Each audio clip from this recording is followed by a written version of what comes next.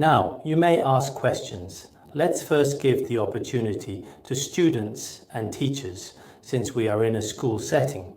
If the students and teachers have no questions, then other Buddhists may ask. All right? Thank you very much, Master. If you do not mind, I have a question that I would like to ask. What exactly is considered a quiet place? For us modern lay practitioners, how should we go about finding a quiet place? Amitabha Buddha.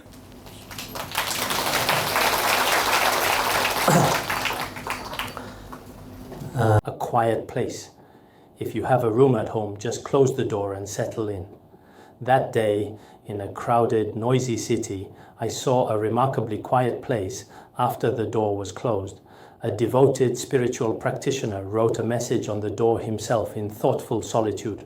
I thought about it later, and what he said makes sense in practice. If the house has good sound insulation, close the door and settle in.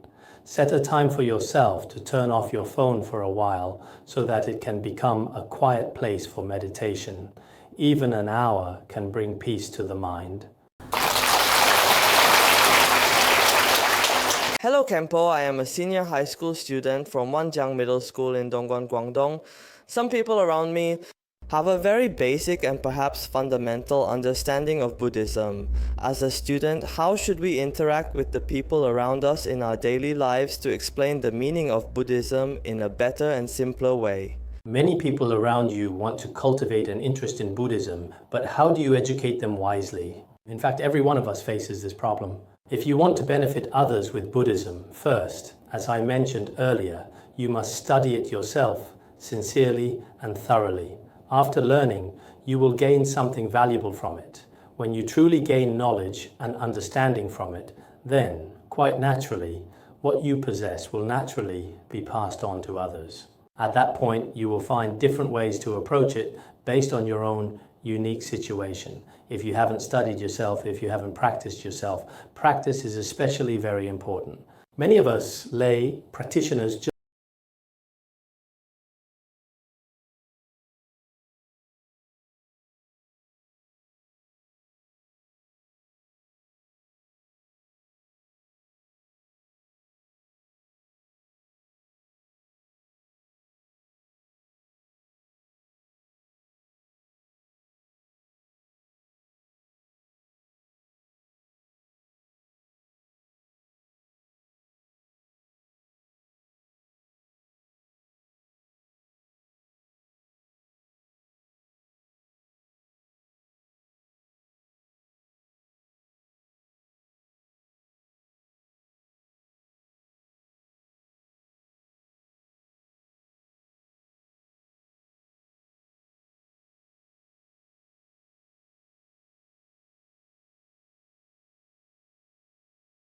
Sutrayana as a path.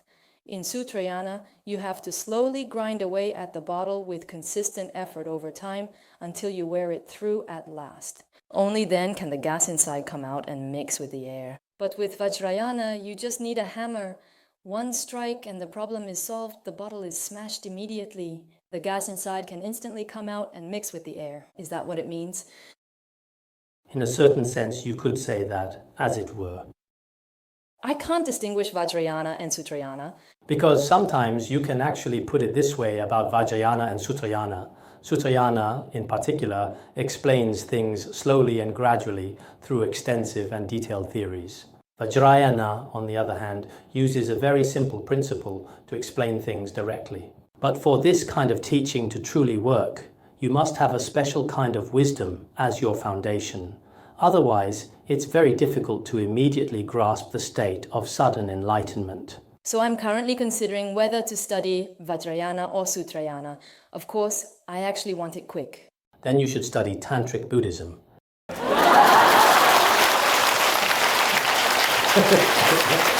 Hello, Khenpo. I'm so glad I attended the 6-day seminar this past week in the School of Education. I am a primary school teacher in Hong Kong. I want to ask a question. Because I primarily interact with children, they were usually between 6 and 12 years old. They study at a Buddhist school, but I hope the Khenpo can give me some helpful guidance and advice. I should be talking to the kids. They're all jumping around and can't sit still. How can I teach them to observe their own minds step by step? And how can I best guide them, perhaps find some effective methods for them to learn about Buddhism? Please give me some helpful advice.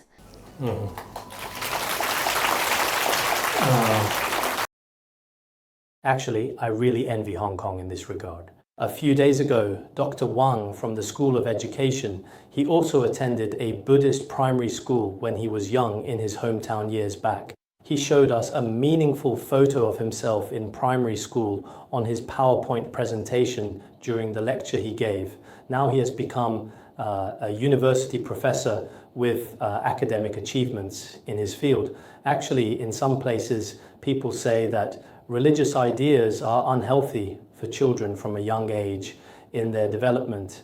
There are such opinions, but these views are completely unreasonable, because university teachers like him also graduated from Buddhist primary schools and eventually became successful.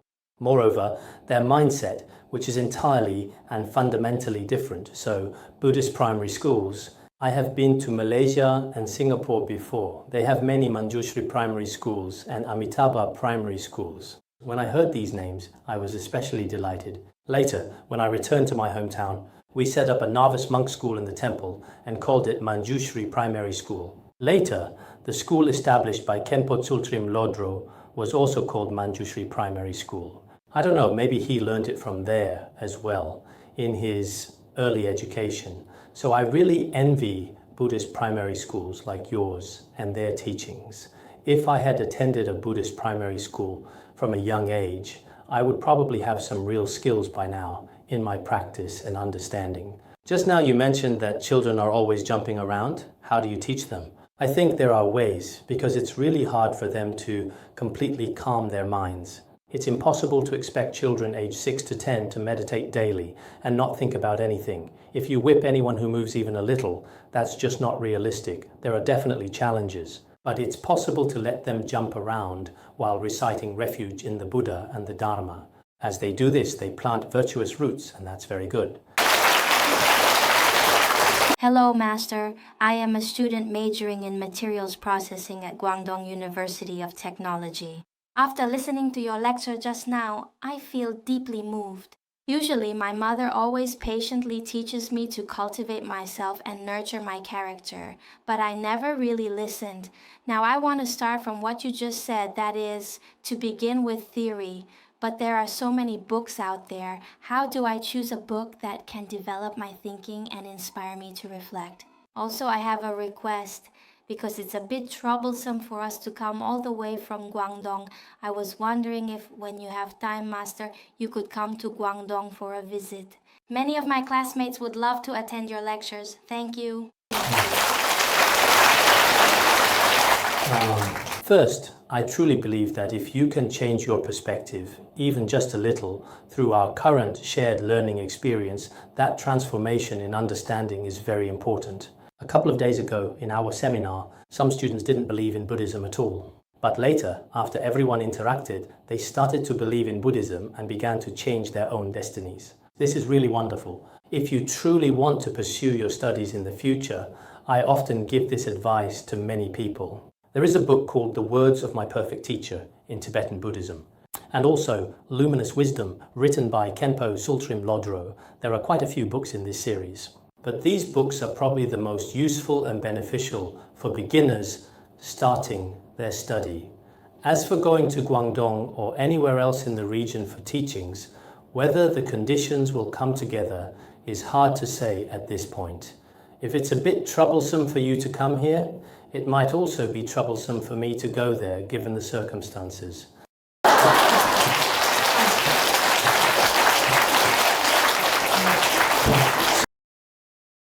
If all the necessary conditions truly come together, we can connect with schools, many friends, and intellectuals.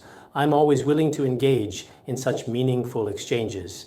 Indeed, the future belongs to young people who will shape the world ahead. As long as our mindset, even just our attitude, is not to harm sentient beings and to aspire to benefit humanity, I think that's extremely meaningful. And it also makes life truly beautiful. Homage to Rinpoche. I am an international student in Canada and also a member of the Bodhi study group.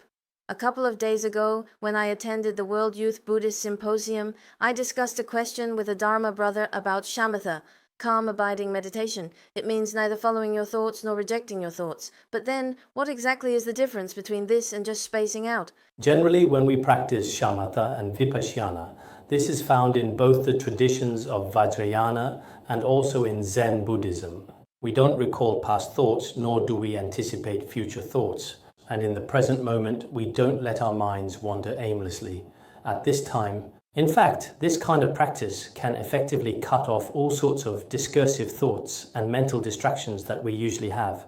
Because when we are not abiding in the state itself, these discursive thoughts often give rise to things like greed, ignorance, and improper intentions. If we settle the mind through the methods of calm abiding and insight, it is considered an exceptionally sublime practice in Buddhism. So when we practice Zen meditation, it is actually a kind of Dharma joy, a special and peaceful state of being in the mind. Hello, Khenpo. It's a pleasure to meet you. I am a master's student in knowledge management at the Hong Kong Polytechnic University. Before meeting you, I attended a life meditation retreat organized by Master Xing Yun at Fo Guangshan in Taiwan. He also talked about the different levels and states of observing the mind and entering meditative absorption that Khenpo mentioned today. What he said was exactly the same. So I feel that there is no real distinction between the esoteric and exoteric traditions. The content is essentially the same. I have a question. 1 week of the retreat was dedicated to sitting meditation practice. The girl sitting next to me practiced Vajrayana, and during meditation, she started forming mudras with her hands. So I asked her what that was about. She said it was something her teacher taught her, but she couldn't really explain it herself. So I'd like to ask perhaps, Khenpo, if you could please explain this to me a bit more. Thank you. Actually, I'm just not her teacher. If you could find her teacher, that would probably be the most accurate answer. But in any case, what you just said is correct. Ultimately, the essence of the exoteric and esoteric traditions is indeed the same. So when it comes to the exoteric and esoteric traditions, there's really no need for us to argue, nor is there any need to spend a lot of time analyzing it. This is something that the great masters of the past have already settled. It's just that, as later students, we sometimes develop some discriminating thoughts. That's why I truly admire the conduct of many eminent monks and great masters at Fo Guangshan. Moreover, their Dharma propagation and benefit to sentient beings, as well as their Dharma assemblies, are truly vast and have changed the destinies of many people. It's truly worthy of rejoicing. Regarding mudras, actually, every Buddha and Bodhisattva has a different symbolic hand gesture with its own special meaning in the teachings. So generally, during our practice, we typically use different mudras at different times. Each Dharma method has its unique mudra, but if you don't really know how to do all the mudras, Mipham Rinpoche, a master in Tibetan Buddhism, said that all mudras are in the gesture of joining the palms. All mudras are included in the gesture of joining the palms. So if some people aren't good at forming many mudras, they can just join their palms together often. Professor Gan from the University of Science and Technology likes joining palms and summarizes all mudras this way. Homage to the respected guru. There is a question that has puzzled me for a long time. I would kindly like to ask the guru for guidance as a lay practitioner due to the different karmic connections of family members. For example, I am very interested in studying Buddhism, but my family members are strongly opposed to my Buddhist practice.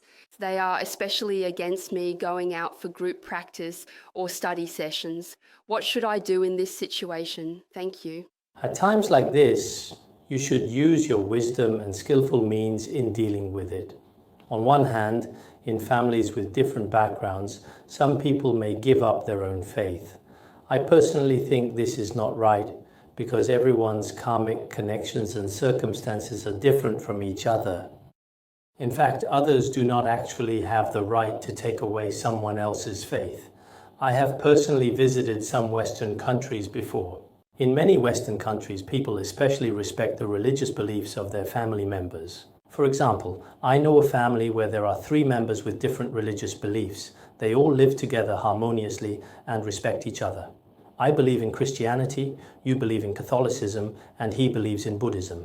The three of us each perform our own different rituals, so sometimes I heard that all three of them perform their own religious rituals at home, which is quite complicated. But in some places here, it might not be like that at all. In fact, it's completely opposed.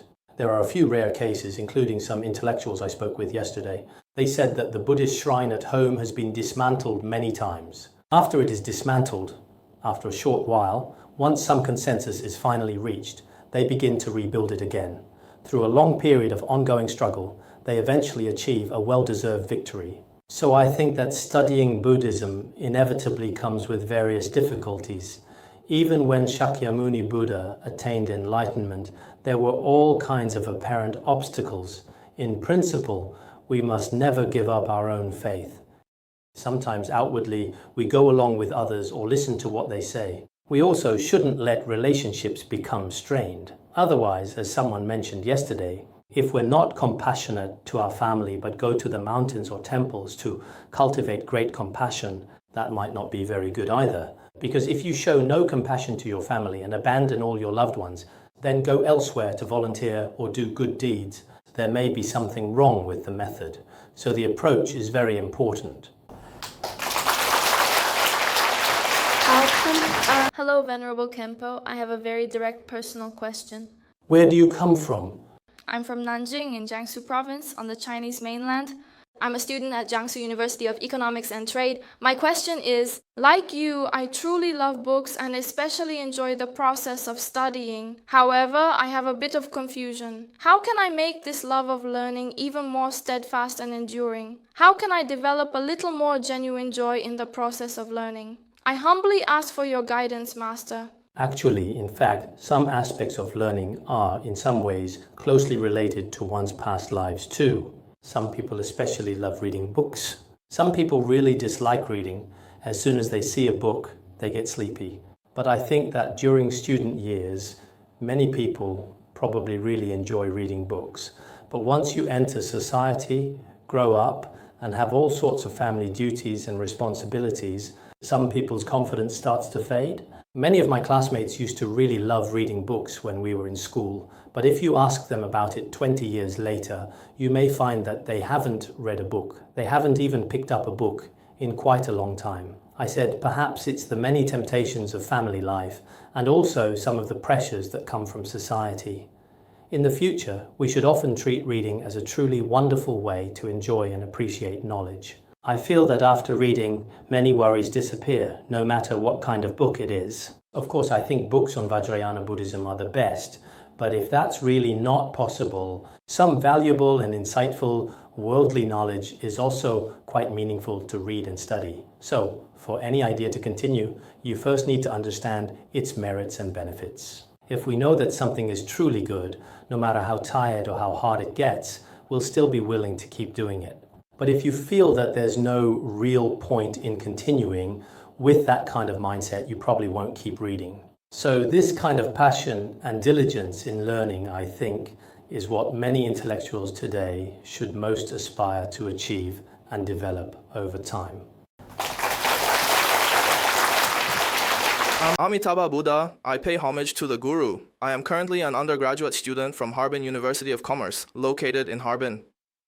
Among the Buddhist practitioners around me, there is a phenomenon I've noticed. Currently, there is an emphasis on reviving traditional Chinese culture with a strong focus on promoting it. I've also been to Tibetan regions a few times over the years, and I could really feel the heartfelt devotion that Tibetans have toward Tibetan Buddhism with deep sincerity in their practice. As for traditional Chinese culture, I think nowadays it may be somewhat integrated with Buddhist studies or even serves as a foundation for Buddhism in many ways for Chinese practitioners. And you have also spoken about the standards for being a good student and child, also known as the Zigui. I'd like to ask you, Khenpo, what are your thoughts and perspectives on this particular phenomenon? Which phenomenon? The phenomenon where some Buddhists are jointly promoting both traditional culture and Buddhist studies. I think this is a kind of integration between traditional Chinese culture and Buddhist studies, or perhaps, as a possible approach, making use of traditional Chinese etiquette education as a foundation for learning Buddhism. I'd like to ask for your opinion, in your view, on this phenomenon. It seems your earlier question and your later question are a bit different. They're really, truly the same. All right then, I'll answer. My response is this. Indeed, Tibetan region has always had a rich and deep tradition of Buddhist culture over many centuries, and this is something especially worth learning from today, because Buddhism has already become a part of their daily life. Although nowadays, a part of it has been lost in the minds of young people, overall, it's still quite satisfactory and promising. But in the Han regions, especially for those born after the 1980s and 1990s, apart from textbook knowledge, many areas of knowledge are rather superficial, to be honest, especially when it comes to how to conduct oneself as a person. The ways and methods of being a good person have basically never been taught or trained. Some college students, undergraduates, and even graduate students after graduating don't know how to conduct themselves. They may end up doing bad things. Nowadays, a lot of media and television content that we see around us is mostly not very wholesome for our minds and well-being. So I think that if we want to revive our traditional culture, then Buddhism is truly the most important. Now, there are many Buddhist families living in the mainland. Children from Buddhist families should, in particular, be especially exemplary in their behavior. In the Han regions, Confucianism, Taoism, and Buddhism have always been the fundamental foundation of traditional culture. Nowadays, many intellectuals, including you, your future children, and even your children now, every bit of Buddhist and Confucian culture instilled in them should be extremely beneficial. I've also talked about the standards for being a good student and child. It discusses cultural values relevant to this life. If we want to benefit children and humanity, according to the spirit of Buddhism, it's not just about this life, but also about future lives. The spirit of Buddhism is about this life and past lives. How can we care about past lives? Some diseases in this life cannot be cured.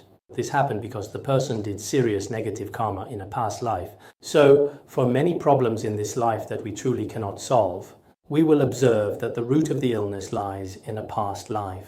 It doesn't actually exist in this life, but there are indeed causes and conditions of negative karma from a previous life. Then, in order to prevent this vicious cycle from continuing into the next life, we are also a little cautious now. Buddhist education should encompass past lives, future lives, and this present life. It's extremely broad. Although Confucianism doesn't have such a broad scope of education as Buddhism does, we still need to promote it and preserve its valuable teachings for future generations. By promoting it in this way, whether for humanity or for families in the future, it will definitely bring great help and positive influence to society as a whole.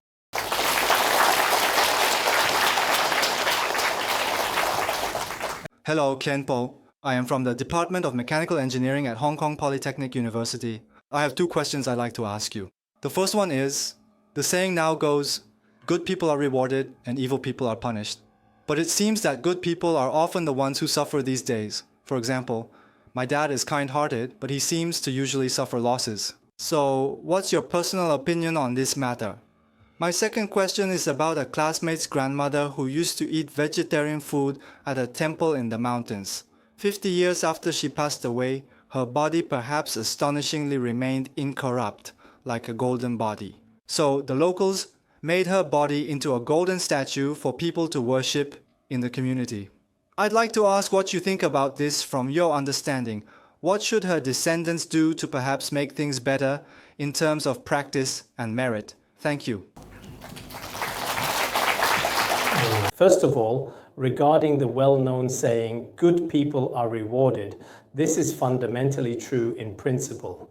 However, the rewards for good people do not necessarily come in this lifetime, because in Buddhism, the law of karma works just as I mentioned earlier. If you created good karma in a past life, you will experience happiness in this life.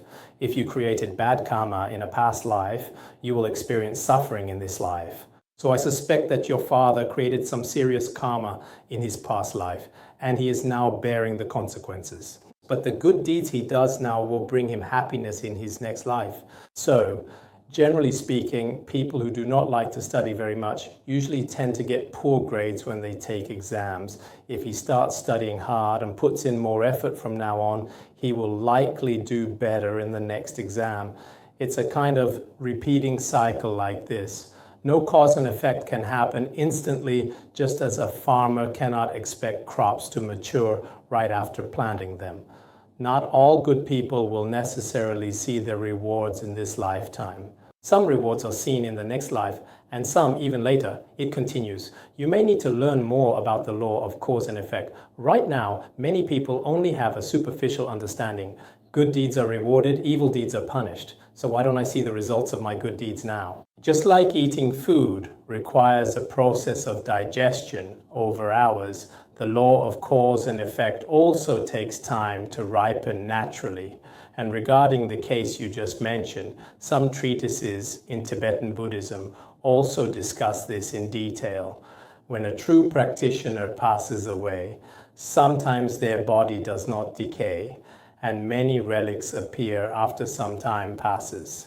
Various auspicious signs may appear at the time of death. These are real phenomena. Therefore, the merit she has sincerely accumulated from truly keeping a vegetarian diet and reciting the Buddha's name with devotion will also manifest in her physical body later on. As her descendants or as others, we should show respect and make offerings to her. Or by witnessing such actions in others, we should also practice virtuous deeds. If she attains realization, then in the future, all sentient beings connected with her will also attain extraordinary results. Homage to Guru Manjushri. I have a question, Master. I am quite fond of the works of Mipham Rinpoche. I wish to gain a deeper understanding of emptiness.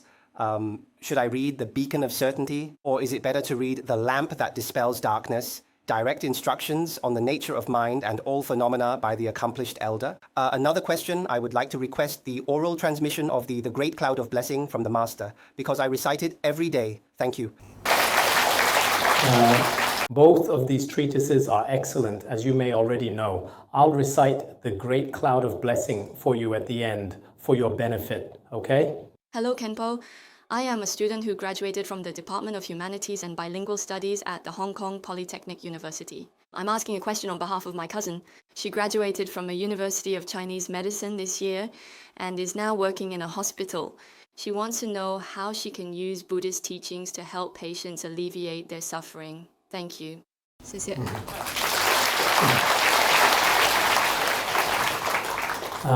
Actually, Buddhism is a kind of spiritual practice. The most important aspect of Mahayana Buddhism is the mind of great compassion and loving kindness. If she truly possesses great compassion and loving kindness, then in her daily life, she will help any patients or unfortunate people she encounters. So I think if she wants to apply Buddhist teachings, she should first understand the Buddhist concepts of the great compassion that wishes all beings to be free from suffering and the great loving kindness that wishes all beings to attain happiness. If one has such a bodhicitta, then naturally, in different situations, she will help every patient she comes into contact with in a compassionate way. I know many doctors who have practiced Mahayana Buddhism very well themselves and apply it in their medical work daily. Later, in their actual actions, including prescribing medicine, caring for patients, and so on, in all aspects, they often help sentient beings. Hello, Master. I would like to ask a question. When should one start upholding the 5 precepts, the Bodhisattva precepts, and the 14 root downfalls of Vajrayana after taking refuge? As for the Bodhisattva precepts specifically, the Bodhisattva precepts are received through a specific ceremony with a ritual for transmission. One receives the aspirational and engaging bodhicitta precepts this way. Vajrayana precepts are received through empowerment by a Vajrayana master. Apart from empowerment, there is no separate transmission of tantric vows. When you receive empowerment, you have already received the vows of different tantric traditions. Hello, Khenpo. The basic concept of Buddhism, as I understand, is not be attached, let go of clinging. But I've noticed a phenomenon now. Whether it's exoteric Buddhism or esoteric Buddhism, Buddhists attended various Dharma assemblies, both large and small. They all went to excessive lengths to buy some blessed sacred objects or very special treasures. A Buddhist might have a whole collection of blessed sacred objects at home. They bring these blessed Dharma items home with them. Perhaps it's a way of accumulating merit and supporting different Buddhist groups. But does this kind of greedy attitude go against the basic concepts of Buddhism? Khenpo, what are your thoughts on this phenomenon? Buddhism teaches non-attachment. Ultimately, we should not be attached, but at first we are. At first we receive blessings, find a teacher, and obtain the Dharma. In the end, since everything is empty in nature, this is ultimate emptiness, while conventionally things exist. So, regarding this issue, we also need to study and learn. If we don't study, then simply having non-attachment in Buddhism does not necessarily encompass all of Buddhism's teachings. Not everything in Buddhism is about seeking blessings either. Just like I mentioned earlier, in the field of physics, we often talk about the existence of a bottle, but we also discuss molecules and atoms as well. We can't combine the two together. If we did, then how would you put water into a molecule in practice? Clearly that would not make sense. Thank you, Master. I am from Changsha, Hunan. I am a private business owner. I started studying Buddhism last year. There's something that's been troubling me a lot, which is managing my employees. Of course, company management systems have to include both rewards and penalties. For a period of time, after learning Buddhism, aren't we supposed to cultivate compassion? So when employees made mistakes, I would avoid deducting their pay if I could, because I felt they were also having a hard time. But I noticed that after a few months, I realized that my employees honestly didn't really appreciate my kindness as their boss. They wouldn't take responsibility for their mistakes and expected me to pay for everything. I wonder how to handle this better. I struggle with this issue. Thank you, Master, for your guidance. I think that whether it's in a business or any other setting, including our Buddhist academy and lay communities, management is very important. But in the process of management, we can't abandon compassion because we care about them. Nowadays, some management practices are very dark and lack morality. Such methods are definitely unreasonable. But you need to explain things clearly to them first, and if they don't carry out their duties well, you have to decide how to discipline them. Proper management should be carried out without abandoning compassion. If you only have compassion and nothing else, then this so-called compassion would have spread all over the world by now. So there would be no control or authority in management at all. Therefore, every Buddhist temple and Buddhist organization has its own standards for management. This must be managed. Now, the last one. It is truly an honor and a privilege to be the last one to speak here today, standing here. I was torn between two things. First, let me introduce myself. I am a primary school teacher from Dongguan City, Guangdong Province. I feel that I have only recently entered Buddhism, and I feel a bit guilty about it. Oh, to have only discovered the Dharma at this age, my heart feels rather anxious. I really hope that, starting from a young age, students at school can develop bodhicitta. I've heard that by playing Buddhist chants, students can be exposed to this kind of traditional music. This could potentially help guide them in this direction, and I have personally tried doing this myself. However, I'm not entirely sure if this particular approach can genuinely help students in terms of understanding Buddhist teachings. That's actually my first question. My second question is something I've been struggling with. Since I just started learning about Buddhism, I now know not to kill sentient beings and not to eat their flesh. Now, I myself have gradually managed to do this, but someone in my family, a child, hasn't been able to do it yet and still eats the flesh of sentient beings. I've made great efforts to help him, and he has also fallen seriously ill. But even now, he still can't change in this regard. He eats meat and kills sentient beings. So I would like to ask the Master for guidance. Thank you. After I finish answering these two questions for you, I will recite the Great Cloud of Blessings.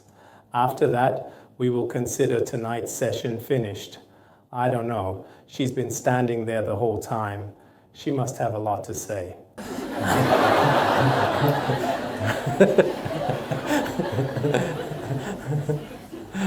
The first question.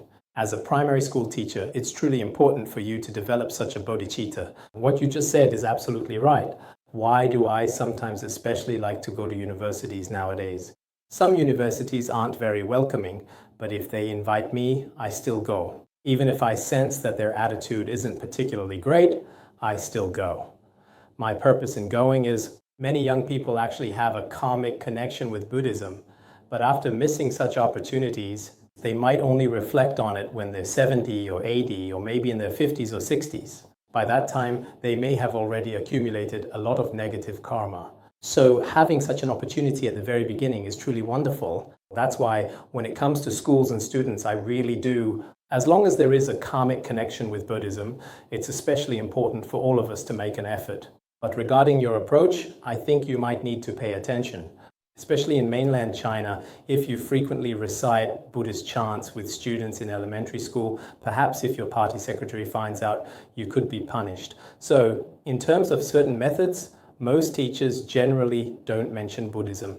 But with genuine compassion, sometimes you can quietly recite Buddhist chants for them, offering your sincere prayers. You really need to pay close attention and carefully observe the local situation and environment. This is extremely important. Actually, many of our Buddhist friends here, business people, teachers, if you have the right conditions, you must share the spirit of Buddhism.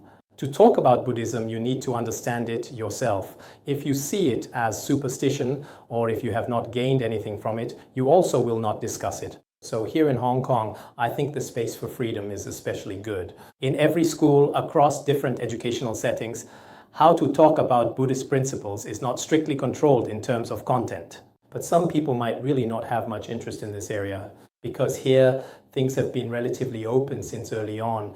So sometimes everyone actually needs to strive and work hard in their lives. The second question is about the concept of so-called vegetarianism. Actually, eating meat is in fact the least healthy option for our bodies. It's just that many people don't know this. In this summer camp of ours this year, we also spent 5 days living on a vegetarian diet and eating plant-based meals together. But later I thought these college students might go home and the first thing they'll say to their families is, "I haven't eaten meat for 5 or 6 days. You have to make me the best meat dishes." They might say something like that. Actually, this is not harmful to the body. It's probably just what some people say. Some of the best vegetarians internationally are not religious at all, not Buddhists. But from the perspective of nutrition, health, and medicine, our bodies are simply not well suited to be nourished by meat. If you eat more and more meat over time, all kinds of diseases found in animals will come to us as well. Some people say there's not enough nutrition, but actually the nutrition is sufficient. I often tell them the meat we eat is from yaks and pigs. But yaks don't eat meat. They get all their nutrients from plants and they're still so fat. Pigs don't eat meat either, but even without eating meat, they're still so fat. So if we do not eat meat, we will not necessarily become thin either. In fact, we should actually be even healthier. Thank you.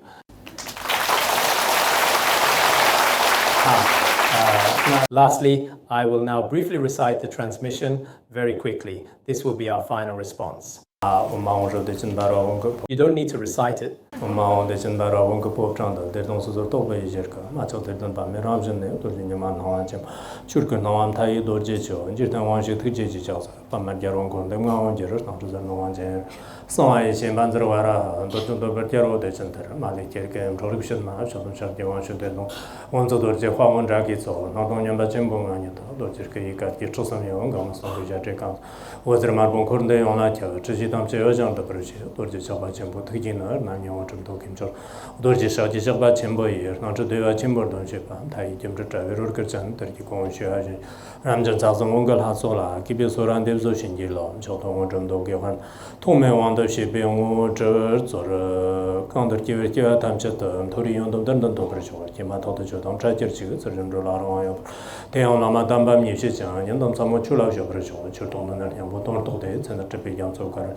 Tribadam bi chorub tonsha chan sandon dolar kyong me pa ye lapchan sandon shore me pa tam jik sham jik san ki to bara sho chondan de de jang sha ba jab jom ba ta bar zo ba san kim gombo kho da me ba la sham der lom chodur kyam sam cho chondan de de jang sha ba jab jom ba ta bar zo ba san yer jang sudur jang na sham 초돌 교좀 지고 정도는 되는 사바를 좀 방도를做不上게 허리결에 적게다 발라성자 초돌 교좀 지고 틸라다 장소라다 빔대 독속강도 내배사줘서 나노가르방다 저저 초당 자신 배름자의 소를 I will recite a few mantras and you can repeat after me. Ahom banzereng gere pamma serde hong. Om mane pamme hong shi. Om banzer sato hong. Om tare tere suha. Sonam dei tamje zubani tonani bejana panshi kirga nanchi rano juba zhubun sole roa zhuo.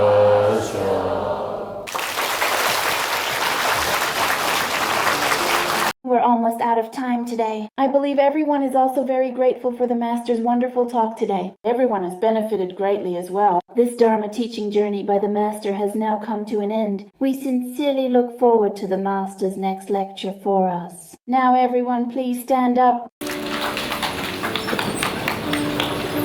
Let us see the Master off as he leaves.